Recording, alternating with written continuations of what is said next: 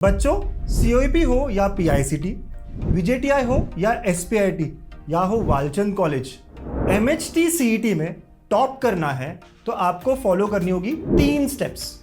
Step number 1, concepts को build करना है from beta 4.0। Step 2, PYQs practice करने हैं फ्रॉम राइट एंगल बैच जहां आपको वीडियो सॉल्यूशंस मिलेंगे। एंड स्टेप 3, टेस्ट देनी है, एनालिसिस करना है फ्रॉम अल्फा 4.0। ये सब आपको मिलेगा on Ganitank app, trusted by more than 1 lakh students. Join us on Ganitank app now. Hello बच्चों, वेलकम टू गणितंक। केमिस्ट्री की पढ़ाई कैसे चल रही है? MHT CET में केमिस्ट्री कुछ बच्चों को बहुत टफ लगता है, यह पढ़ाई हो ही नहीं रही है, कैसे करूं समझ नहीं आ रहा है। और कुछ बच्चों का अच्छा है फिर भी स्कोर डिफिकल्ट हो रहा है लाना। तो चलिए आज एनालिसिस करते हैं डिटेल्ड कि MHT CET केमिस्ट्री किस डायरेक्शन में जाता है, कौन से चैप्टर्स जो बहुत इंपॉर्टेंट है वो हमारे पक्के हुए या नहीं हुए, कुछ चैप्टर्स में छोड़ने वाला था उन्हें छोड़ना भी चाहिए था या नहीं, अगर वो बहुत ज़्यादा पूछे जाते हैं तो ऐसे कैसे छोड़ सकता हूँ। ठीक है, तो सारी बातें जानेंगे आज के इस डिटेल्ड एनालिसिस में। सबसे पहली बात, आप सबको पता है कि केमिस्ट्री क्लास 11th और क्लास 12th है ना, दोनों सिलेबस आते हैं। तो क्लास 12th के 16 चैप्टर्स है जहां से 40 क्वेश्चन पूछेंगे, है ना, और 1 मार्क का एक सवाल होता है तो 40 मार्क्स वहां पर हो गए। और 10 क्वेश्चंस जो है 10 चैप्टर्स क्लास 11th के हैं। ठीक है, वो पूरी लिस्ट भी आप देख लेना, पूरी लिस्ट भी मैं दे दूंगा आपको यहाँ पर। तो ये वीडियो जो है आपके लिए काफी इंपॉर्टेंट रहेगा।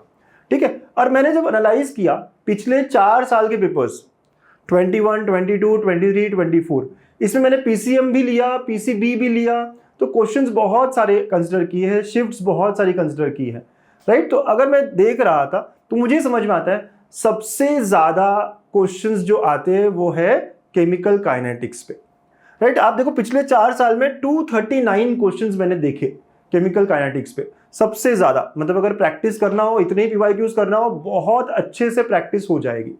ठीक है, उसके बाद केमिकल थर्मोडायनामिक्स है सेकेंड नंबर पे, अगेन 220 क्वेश्चंस उस पर है चारों साल के मिलाकर। फिर आयनिक इक्विलिब्रिया है, सॉल्यूशंस है। आपने थोड़ा सा पैटर्न समझा, सारे फिजिकल केमिस्ट्री के ही चैप्टर्स है। मतलब ये कि फिजिकल केमिस्ट्री अच्छा करना ही पड़ेगा।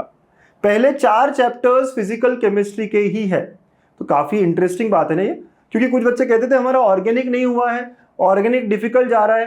क्या आपका फिजिकल केमिस्ट्री स्ट्रांग है? अगर स्ट्रांग है तो काफी अच्छा आप स्कोर कर पाओगे। फिर उसके बाद अल्डिहाइड कीटोन्स पर है, राइट। फिर इलेक्ट्रोकेमिस्ट्री, अगेन फिजिकल केमिस्ट्री का पार्ट, हैलोजन डेरिवेटिव, ठीक है, और फिर सॉलिड स्टेट। तो 8 चैप्टर जो है, ये 8 चैप्टर मिला के आपके 26 क्वेश्चंस हो जाते हैं। एवरेज निकाला है मैंने इनका, divide by number of shifts वगैरह करा अगर, तो मुझे दिखता है कि यार 4 क्वेश्चन के अराउंड केमिकल काइनेटिक्स पे 3-4 ऐसे बनते हैं इन पर। तो ऐसे अगर हम करेंगे पूरा तो इन 8 चैप्टर्स पे 25 से 26 क्वेश्चन मिलेंगे।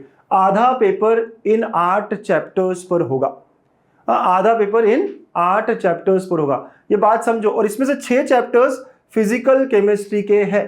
तो जो बच्चा सोच रहा था कि फिजिकल केमिस्ट्री का चैप्टर छोड़ दूं, आपको अपनी पढ़ाई को फिर से रीअलाइन करना होगा, सोचने का तरीका बदलना होगा। आज भी है टाइम हमारे पास, वी ऑलरेडी कुछ टाइम चला गया लेकिन 30 दिन अभी भी है। तो आपको ये चैप्टर्स पक्के करने होंगे। पहले आपको क्या करना है ये समझ में आ रहा है, तो आप सोच तो नहीं रहते कि काइनेटिक्स छोड़ दूंगा या इक्विलिब्रिया छोड़ दूंगा, ऐसे नहीं चलेगा। ठीक है, तो फिजिकल केमिस्ट्री स्ट्रांग करो। और जिन बच्चों का मैथ्स अच्छा होता है, automatically physical chemistry formula base ज्यादा होता है, तो आई एम श्योर आप आराम से निकाल लोगे उसको। ओके, और अगर ऑर्गेनिक डिफिकल्ट लग रहा है थोड़ा रख सकते हो, थोड़ा बाद में दिख रहा है हमको कि इस तरह का वेटेज हो रहा है। ठीक है बच्चा, बिल्कुल MHT CET वेटेज फॉलो करता है, ऐसा कोई रूल नहीं है, राइट। लेकिन ये एनालिसिस हमें जो कह रहा है मैं आपको बता रहा हूं। तो टॉप 8 चैप्टर्स का लिस्ट हो गया ना, स्क्रीनशॉट ले लो। चलो मैं हट जाता हूं, स्क्रीनशॉट ले लीजिए इसका और आप टिक करिए इन चैप्टर्स पे। ये 8 चैप्टर्स आपके होने चाहिए, है ना, अगले कुछ दिनों में।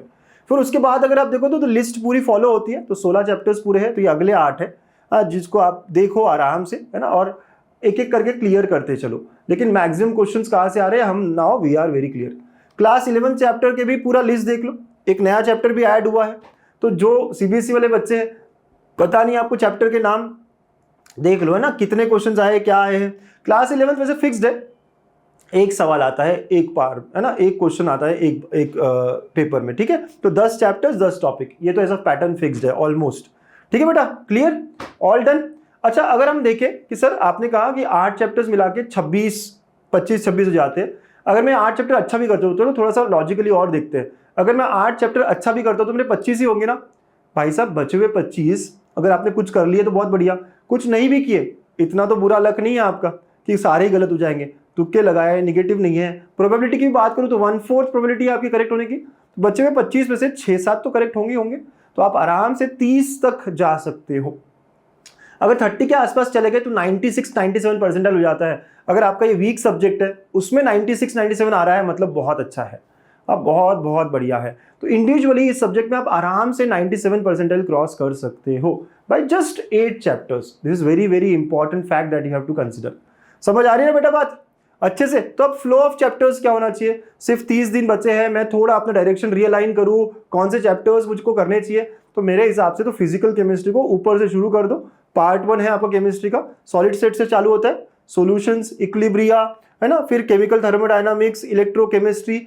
और अगर आपका लग भी अच्छा है कि अभी यही चैप्टर्स चल रहे हैं गणितज्ञ पे, जब हम यूट्यूब पे फ्री पढ़ा रहे हैं, पता है ना आपको, यूट्यूब पे 5 बजे लाइव हुआ था, केमिस्ट्री हो रहा है, तो यही चल रहा है, इलेक्ट्रोकेमिस्ट्री, केमिकल काइनेटिक्स, यही चैप्टर्स चल रहे हैं आपके, तो आप अभी कवर कर सकते हो मैम के साथ। कौशल मैम बढ़िया तरीके से पढ़ा रही है, ठीक है, और ये हो चुके हैं बाकी पहले के, तो वो देख भी सकते हो, ठीक है, गेट क्लियर। और हाँ, एक और बात कि पीवाईक्यूज करने से होगा क्या, आप देख रहे हो कितने पीवाईक्यूज है, 250 पीवाईक्यूज, 200 पीवाईक्यूज। अगर 200 पीवाईक्यूज करोगे हर चैप्टर पे, और कुछ करने की जरूरत ही नहीं है।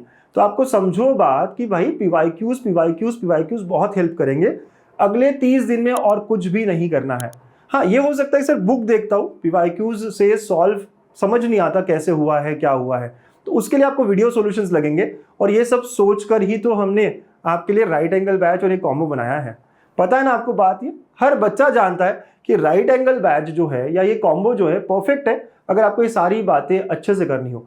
क्या करना है, केमिकल काइनेटिक्स उठाया और राइट एंगल बैच से उसके पीवाईक्यूज कर लिए।